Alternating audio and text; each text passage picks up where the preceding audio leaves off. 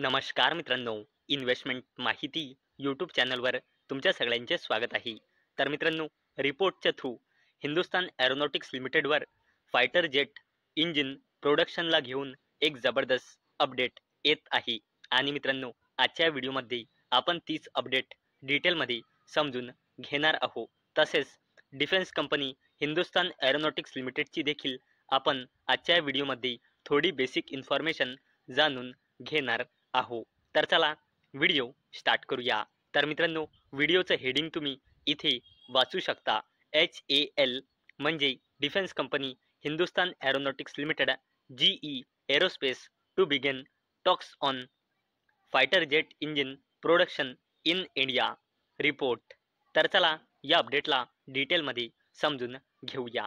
आणि मित्रांनो, मी पहिलेच क्लिअर करून देत आहे की ही अपडेट ऑफिशियल नाही, ही अपडेट रिपोर्टच्या थ्रू येत आहे. तर मित्रांनो, रिपोर्टच्या थ्रू अशी अपडेट येत आहे की defence company Hindustan aeronautics limited आणि US base general electric aerospace यांच्यामध्ये लवकरच कमर्शियल निगोशिएशन्स सुरू होणार आहे.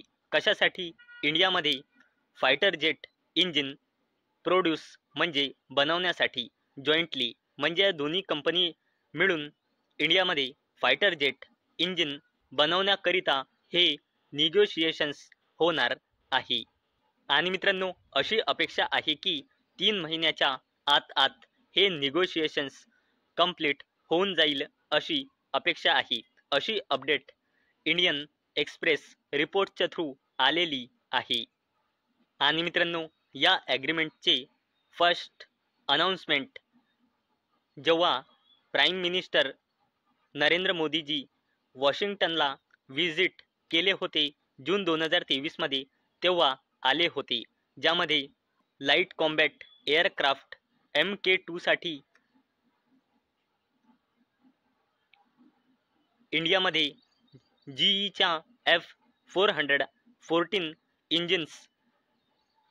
इंजिन्सचे मॅन्युफॅक्चरिंग इन्व्हॉल्व होते.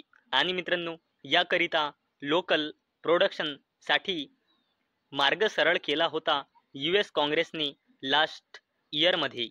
आणि मित्रांनो, या पार्टनरशिपमध्ये GE 80% इंजिन टेक्नॉलॉजी इंडियाला ट्रान्सफर करण्यास सहमत झाला आहे, असे रिपोर्टच्या थ्रू अपडेट येत आहे. जे 2012 मध्ये यांनी 58% इंजिन टेक्नॉलॉजी ट्रान्सफर करण्याचा ऑफर दिला होता. आणि मित्रांनो, या डीलमध्ये 12 की टेक्नॉलॉजीज इन्क्लूड आहे, जसे की thermal coatings, machine of single crystal turbine blades आणि नोझल गाईड वेन प्रोडक्शन.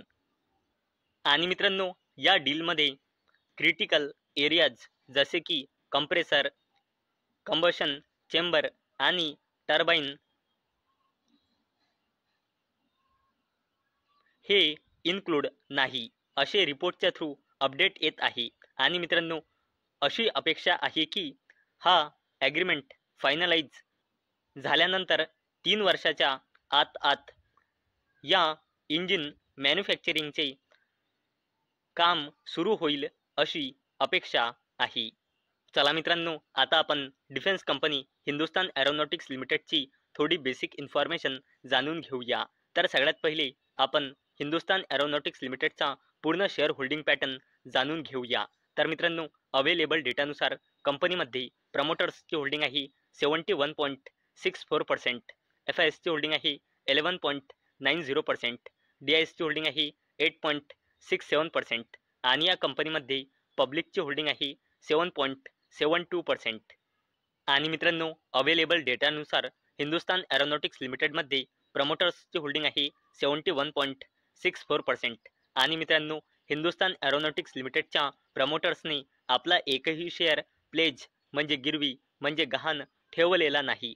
म्हणूनच हिंदुस्तान एरोनॉटिक्स लिमिटेडमध्ये प्रमोटर प्लेजिंग पर्सेंटेज बिलकुल 0 आहे. चला मित्रांनो, आता आपण हिंदुस्तान एरोनॉटिक्स लिमिटेडचा फायनान्शियल इयर 2026च्या क्वार्टर 1चे कन्सॉलिडेटेड नंबर बघूया.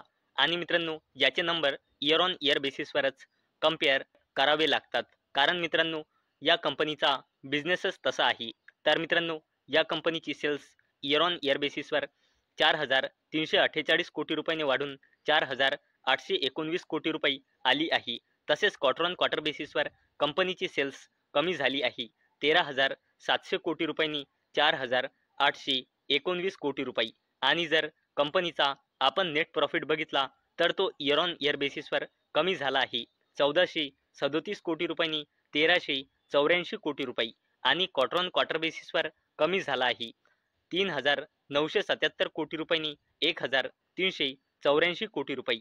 आणि मित्रांनो जर आपण पूर्ण फायनान्शियल इयरचा परफॉर्मन्स बघितला तर या कंपनीची सेल्स पूर्ण फायनान्शियल इयर 2023 मध्ये होती 26,927 कोटी रुपये. तसेच या कंपनीची सेल्स पूर्ण फायनान्शियल इयर 2024 मध्ये होती 30,381 कोटी रुपये. तसेच या कंपनीची सेल्स पूर्ण फायनान्शियल इयर 2025 मध्ये होती 30,981 कोटी रुपये. आणि मित्रांनो जर आपण या कंपनीचा नेट प्रॉफिट बघितला तर या कंपनीचा नेट प्रॉफिट पूर्ण फायनान्शियल इयर 2023 मध्ये होता 5,828 कोटी रुपये. तसेच या कंपनीचा नेट प्रॉफिट पूर्ण फायनान्शियल इयर 2024 मध्ये होता 7,621 कोटी रुपये.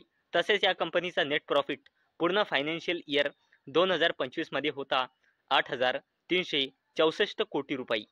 चला मित्रांनो आता आपण डिफेन्स कंपनी हिंदुस्तान एरोनॉटिक्स लिमिटेडची कन्सॉलिडेटेड बॅलन्स शीट बघूया. तर मित्रांनो या कंपनीचा रिझर्व अँड सरप्लस लगातार वाढत आहे. पहिले होता 23,237 कोटी रुपये, नंतर 28,803 कोटी रुपये आणि करंटली आहे जवळपास 35,000 कोटी रुपये. तसेच मित्रांनो जर आपण डिफेन्स कंपनीची लॉंग टर्म बोरोइंग बघितली तर ते लॉंग टर्म पिरियडपासून झिरोच आहे. तसेच आपण कंपनीची शॉर्ट टर्म बोरोइंग बघितली तर ते सुद्धा लॉंग टर्म पिरियड्सपासून झिरोच आहे. तसेच मित्रांनो जर आपण हिंदुस्तान एरोनॉटिक्स लिमिटेडचा कॅश अँड कॅश इक्विव्हॅलंट्स बघितला तर तो लगातार वाढत आहे 20,316 कोटी रुपयांनी 26,431 कोटी रुपये आणि करंटली आहे 38,000 कोटी रुपयांपेक्षाही जास्तीचा.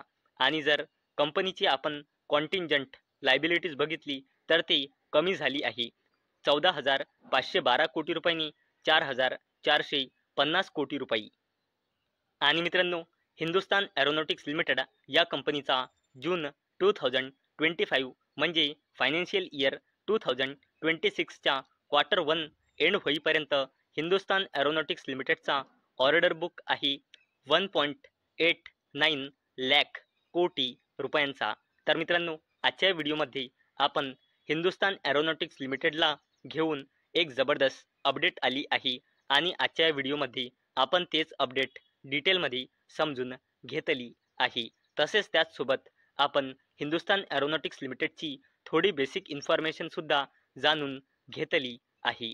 तर मित्रांनो मला अपेक्षा आहे आजचा आपला व्हिडिओ तुम्हाला इन्फॉर्मेटिव्ह वाटला असेल. तर मित्रांनो जर तुम्हाला हा व्हिडिओ इन्फॉर्मेटिव्ह वाटला असेल तर या व्हिडिओला लाईक करा आणि चॅनलला सबस्क्राईब करा.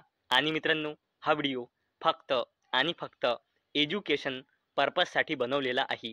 माझ्याकडून काहीही रेकमेंडेशन नाही की तुम्ही या स्टॉकला बाय करा, सेल करा किंवा होल्ड करा.